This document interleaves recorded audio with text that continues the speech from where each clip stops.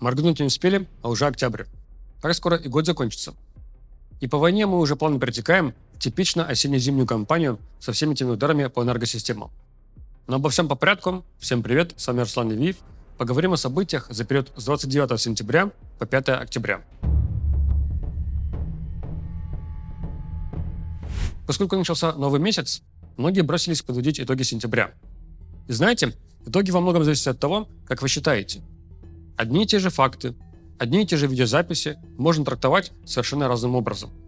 И поэтому мы видим, что по данным украинского мониторингового проекта Deep State, Россия в сентябре захватила чуть ли не вдвое меньше территории, чем в августе. По данным финской исследовательской организации Blackbird Group, Россия захватила совсем чуток меньше, чем в прошлом месяце. А по данным пророссийского мониторингового проекта «Сливочный каприз», в сентябре Россия захватила сильно больше, чем в августе. Я на этом подробно не буду останавливаться. Повторюсь, что есть очень много дискуссионных моментов, как оценивать то или иное событие по войне, что в конечном итоге влияет на подсчеты территорий. По моим ощущениям, в сентябре армия России действительно продвигалась меньше. Но, как мне кажется, это в первую очередь связано с ротацией российских войск и переброской сил с одних направлений на другие. Я вам рассказал в прошлых сводках, что морпехов и десантников массово перебрасывали на Покровское направление. И обычно после переброски проходит довольно-таки значительное время, прежде чем они в полную силу пойдут в бой. Отсюда и такие итоги. Есть показательная история того, как внутри даже Министерства обороны России не могут прийти к единому мнению, где проходит линия контроля. Когда месяц назад происходило заседание коллегии Минобороны России, начальник Генштаба Валерий Герасимов докладывал об итогах лета. И вот позади него на большом экране показывали карту линии фронта. На этой карте было заметно, что севернее Часового Яра Россия как будто бы значительно продвинулась и захватила много территорий. И вот ровно неделю назад, уже после того, как вышла моя сводка, Минобороны России в своем телеграм-канале заявила захватить село Майское в районе Часового Яра. История показательна тем, что если верить их же картам линии фронта, то вроде бы как это Майское было захвачено уже давно, видимо еще в середине лета, как минимум. Так что даже внутри одного ведомства существуют разные версии отображения линии фронта. И, как видите, на стол Путину попадает самая оптимистичная для Путина версия карт Генштаба. И отсюда все эти заявления про захваченные 2/3 Купянска. Давайте теперь поговорим про город Константиновка. Сейчас российские войска активно обстреливают район Сантуриновка, который находится на юге города. Очевидно, это такая подготовка к дальнейшей атаке на район. Сами российские военные уже больше месяца контролируют район дачного товарищества «Ягодка», который находится еще чуть южнее. Вроде бы как подошла к концу история с Клебанбыкским карманом. Это территория южнее одноименного водохранилища. Исследователь, действующий в Твиттере и Телеграме под никнеймом Playfra, пишет, что российские военные смогли захватить село Клебанбык. Тем самым карман закрылся с обеих сторон. С западной стороны условный проход закрыт захваченным селом Александра Калинова, а с востока – захваченным селом Клебанбык. Поэтому, если между этими двумя селами остались украинские военные, то выбираться им придется как-то на лодках через водохранилище, либо с боем прорываться через российские позиции. Для чего пытались так долго удержать территорию к югу от водохранилища, непонятно. Потратили на это ресурсы, и теперь будет меньше сил оборонять Константиновку. Интересно, что есть пример ровно аналогичной ситуации, но в противоположную сторону. Она касается пограничного района Сумской области. Севернее села Кондратовка, которое летом было освобождено украинскими силами, есть Кондратовский пруд. И этот пруд по форме напоминает своеобразный загон, в который угодили отступающие морпехи России. Популярный украинский телеграм-канал Инфактум пишет, что было бы логично для российских войск из-за невыгодного положения покинуть этот берег, отойти за пруд и, закрепившись, обороняться там. Но нет, вместо этого решили до последнего держать этот загон и этот плацдарм до конца, неся при этом огромные потери. Хотя какой-либо тактической ценности в этих посадках не было. И вот ровно то же самое происходило все это время и с территориями к югу от Клебанбыкского водохранилища. Только роли там поменялись. Несколько опасная ситуация развивается в районе осадков Добропольского прорыва, где российские морпехи продвинулись со стороны Полтавки и вошли в село Софиевка, расположенное на реке Казенный Торец. Это сильно мешает задаче украинских сил по срезанию остатков этого прорыва. Напомню, как это все выглядит. Еще летом российские войска прорвали украинскую оборону и дошли до Золотого колодезя. На это быстро отреагировали украинские силы, перебросив резерв, и более или менее купировали проблему, плюс отбили часть позиций. С тех пор от этого прорыва осталась такая вытянутая обрывочная кишка. Чтобы ускорить ликвидацию этой кишки, украинские силы решили отрезать ее по реке Казенный Торец атакуя вдоль реки с двух сторон. Со стороны Новоэкономического в сторону Разина и со стороны Шаховой Владимировки в сторону Новоторецкого. Так вот, через Софиевку идет дорога в сторону Владимировки и Новоторецкого. Эта дорога нужна украинским силам для снабжения и ротации. И теперь эта дорога перерезана российскими силами. При этом сбоку еще подпирает река, перебрасывать снабжение через которую очень сложно. Поэтому я и говорю, что это продвижение российских морпехов сильно мешает украинской операции по отрезанию Добропольской кишки, Добропольского прорыва. Также аналитики спорят относительно того, под чьим контролем остается село Никаноровка. Если вы откроете карту украинского проекта Deep State, то там село значится как бы под стабильным украинским контролем. Однако многие аналитики склоняются к тому, что в действительности оно под российским контролем. И, честно говоря, я тоже больше склоняюсь к этой версии, исходя из наблюдения за спутниковыми снимками, на которых мы видим отметки ударов авиабомбами, а также видеозаписи, где колонна украинской техники была атакована в районе села Дорожное, которое находится западнее Никаноровки. Основные изменения по линии фронта опять касаются Юго-Донецкой области и приграничных районов Днепропетровской и Запорожской областей. За неделю российские войска захватили села Ольговское, Березовое и Калиновское и в целом продвигаются дальше на запад. Насколько такие изменения критичны для ВСУ с точки зрения реакции командования, показывает история со 110-й механизированной бригадой, которая впала в заочную перепалку с проектом Deep State. Спор касается села Вербовое в Днепропетровской области, которое сейчас атакуют российские силы. На картах Deep State это село обозначено как в серой зоне. И действительно, мы видим, как в Вербовое заходят российские солдаты. Так что оно точно не под контролем ВСУ, как минимум. А как максимум, можно даже подискутировать по поводу того, что, возможно, оно захвачено. Потому что как-то много российских солдат туда заходит и довольно-таки свободно перемещается. Да, позднее многих из них обнаружат украинские дроноводы, но тем не менее. Так вот, 110-я бригада в своем официальном телеграм-канале назвали подобное видео с российскими военными пропагандой и опубликовали свою такую ответку, где двое украинских военных добрались до центра села и развернули украинский флаг, продемонстрировав его своему бесплотнику. На основании этого бригада заявляет, что Вербовое под их полным контролем. И в самом же видео требует открашивать село обратно. То есть имеется в виду обозначить на картах, что село даже не в серой зоне, а в зоне полного контроля ВСУ. И я понимаю, откуда такая реакция бригады, откуда такие условные наезды на вроде бы дружественный проект. Ведь не так давно Сырский снял с должности командующего 20-м армейским корпусом ВСУ как раз за потерю позиций на этом направлении. И вот, боясь таких последствий, командир украинских бригад и посылает своих солдат делать контрфлаговтыки. Такие вот дела на фронте. Наблюдая за тем, как в различных русскоязычных СМИ комментируют итоги лета, итоги сентября, я вижу, что по-прежнему преобладает мнение, будто бы война тупиковая, что сценарий войны на истощение не работает, и что даже будто бы все эти провокации с беспилотниками устраиваются специально для того, чтобы отвлечь общество от отсутствия побед на фронте. Я не буду повторяться, уже много раз в этих слотах говорил, что я не согласен с этим, что, по моему мнению, ситуация по войне не тупиковая. Тактика на истощение работает, просто она работает очень медленно. Сама по себе эта тактика не означает, что обязательно через несколько месяцев одна из сторон побежит или сдастся. На это могут уйти годы. Что касается отвлечения внимания общества от отсутствия военных побед, я слушаю эту мантру на протяжении уже последних, наверное, 2 лет. И в конце 25-го говорить, что российское общество надо как-то отвлекать от отсутствия побед, это смешно. Российскому обществу наплевать, есть там победы или нет. Достала уже всех эта война. В печенках она сидит. Все отмахиваются от нее. Посмотрите, как блогеры уже много месяцев ноют, что сильно падают сборы пожертвований на обеспечение разных подразделений.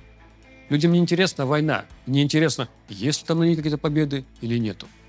Вот если бы объявили, что война прекратилась, даже бы хотя бы в формате заморожен, причем неважно, с негативными или позитивными результатами для путинской повестки, все равно такую новость все российское общество встретило бы с большим приветствием. Где, у какого даже Z-блогера вы в последний раз встречали сообщения в духе «Вперед до победного, ни шагу назад»? Да сейчас таких толком не осталось. Другое дело, что в России нельзя открыто требовать окончания войны, требовать ее остановки. Никто не хочет проследовать судьбой того же Романа Алехина, Сергея Маркова, которые вроде бы для путинской тусовки свои, а все равно их признали иноагентами. Такие вот новости по фронту. Продолжаются истории с таинственными беспилотниками по всей Европе. Теперь к Дании и Норвегии присоединилась еще и Германия. И опять журналисты чаще всего задают мне вопросы в духе «Зачем Россия это делает?». Как бы заранее не подавая сомнению факт, что это точно вражеские беспилотники. Не хотелось бы тут быть адвокатом Путина, я скорее переживаю за журналистские стандарты. Я понимаю, что уже поздно пить боржоми, и пациент скорее мертв, чем жив. Я это про журналистские принципы среди русскоязычных СМИ. Но тем не менее, ни один из этих беспилотников таинственных пока не перехвачен, не подавлен и не сбит. Мы даже не знаем, как они выглядят. 90% сообщений о них – это просто текстовое заявление, что там-то и там-то замечены подозрительные беспилотники, которые летали около каких-то важных объектов. По беспилотникам в Польше у нас все доказательства на руках. Они там есть избитые и просто упавшие. Мы их прям видели. Мы знаем, что это герберы, видели в какой-нибудь модификации. То же самое касается и Румынии. А вот по всем остальным европейским странам просто таинственные беспилотники. И меня отдельно тут беспокоит тот факт, что мы не имеем ни малейшего представления о том, какая часть из этих сообщений просто истерия общества. Я даже приведу конкретный пример из, можно сказать, своего собственного опыта. Я живу в Нью-Йорке. В ноябре прошлого года у нас начали по ночам замечать в небе, как вы думаете, что? Таинственные беспилотники. Первое внимание они привлекли своими странными маневрами. Тем более, что они не были похожи по своим очертаниям на привычные коммерческие дроны типа мавиков. И вот как только это попало в местные новости, вы не представляете, что тут началось. Люди специально начали поздними вечерами выходить на улицы и вглядываться в ночное небо в поисках любых подозрительных, мигающих, светящихся огоньков. Все соцсети заполнили кучей видеозаписей по теме. И тема стала настолько обширной, что к этому даже подключилось ФБР, Департамент внутренней безопасности, Федеральная служба авиации и многие другие ведомства. В итоге никакие беспилотники тоже не были перехвачены. Никакой злонамеренной активности, разведки тоже установлено не было. Но что самое важное, по подавляющему большинству публикаций и видеозаписей оказалось, что это просто летящие в небе самолеты и вертолеты. Просто на ночном небе видны ведь только огоньки, а из-за массовой истерии люди обязательно думали, что это те самые беспилотники. I want to believe, как говорится. Так вот, я уверен, что сейчас также в Дании, Норвегии и Германии из-за новостного фона многие в любом замеченном в воздухе беспилотнике в случае чего будут видеть российскую провокацию и звонить в местную полицию. Поэтому насколько массово именно злонамеренная история, и есть ли она вообще, и причастна ли к ней Россия, мы пока что не знаем и доказать не можем. Кстати, в случае таинственных беспилотников в Нью-Йорке про Россию никто не думал. А вот версия про Китай была довольно-таки популярной. В целом, да, я ожидаю, что Россия будет наращивать различные провокативные действия. Мы с вами знаем про посылки DHL, которые должны были загореться в самолетах, что потенциально могло привести к человеческим жертвам. Мы с вами знаем про очень подозрительные пожары на различных заводах, в том числе в Германии. Знаем про обрывы подводных кабелей, связывающих разные страны Европы. Знаем про хакерские атаки, залеты истребителей в воздушное пространство Эстонии. Так что устроить провокации с беспилотниками, чтобы добавить еще один элемент хаоса в общественно-политической обстановке в Европе, было бы самым логичным действием со стороны Кремля. Перейдем к упомянутым мной в начале осенне-зимней кампании. Теперь уже можно говорить, что кампания ударов по энергосистеме в полном разгаре. Она не просто начинается, она вовсю идет. Не знаю почему, но по-прежнему одной из приоритетных целей для России является энергосистема именно Черниговской области. Туда прилетают прям часто. Также были удары по энергетическим объектам в Харькове, Днепре, Киевской и Сумской областях. Каждый год Россия пытается к зиме погрузить Украину во тьму. В прошлые года ей это не удавалось, в том числе потому, что зимы были теплыми, а поэтому и нагрузка на энергосистему была не такой большой. В этом году опасность серьезнее.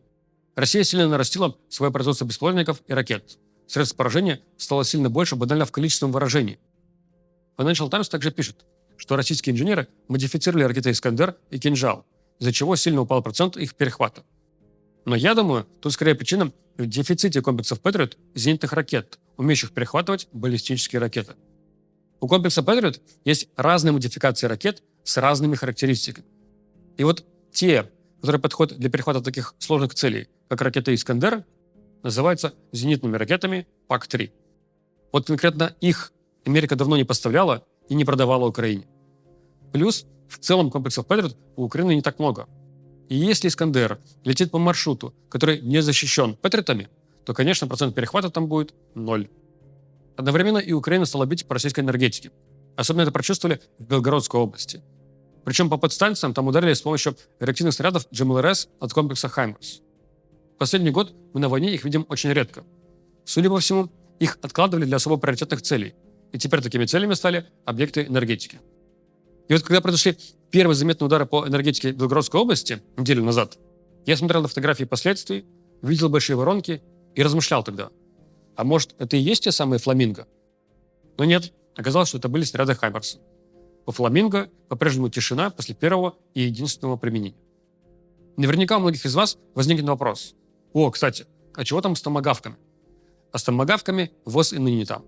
Я уверен, что США не передадут их Украине. Что Трамп скорее предпочет просто окончательно слиться с темой российско-украинской войны, нежели подливать масло в огонь. Многие также задавались вопросом, а как даже чисто технически можно передать томагавки, если у Украины нету носителей для этих ракет?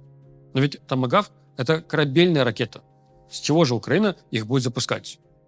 Как раз таки этот вопрос более чем решаемый. Можно сделать наземные контейнеры, с которых ракеты будут запускаться. Это потребовало бы небольших дополнительных разработок, заняло бы дополнительно несколько месяцев, но задача абсолютно решаема. Это не rocket science. Смогли же подружить западные ракеты с советскими носителями, например, комплекса противовоздушной обороны БУК, на примере бомбардировщиков Су-24.